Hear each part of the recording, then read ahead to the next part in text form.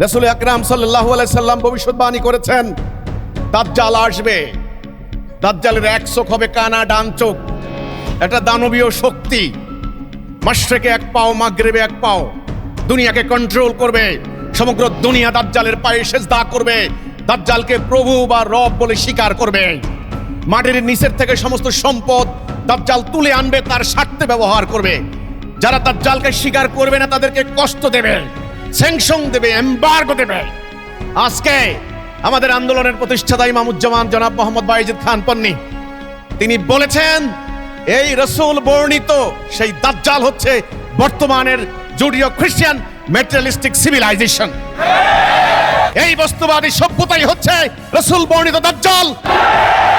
এই দাজ্জাল গত দুইটি বিশ্বযুদ্ধ ঘটিয়ে 14 কোটি বনি আদম খুন করেছে। হিরোশিমা নাগাসাকিতে বোমা হামলা করে 2 লক্ষ মানুষকে মুহূর্তের মধ্যে গায়েব করে দিয়েছে। এই দাজ্জাল দ্বিতীয় বিশ্বযুদ্ধের পর 8 কোটি মানুষ খুন করেছে। এই দাজ্জাল দ্বিতীয় বিশ্বযুদ্ধের পর এ পর্যন্ত 10 কোটি মুসলমানকে উদ্বাস্তু করেছে। আজকে এই দাজ্জালের হাতে 20,000 অ্যাটম বোম। দাজ্জালের কন্ট্রোলে জাতিসংঘ, দাজ্জালের কন্ট্রোলে আজকে IMF, ওয়ার্ল্ড ব্যাংক,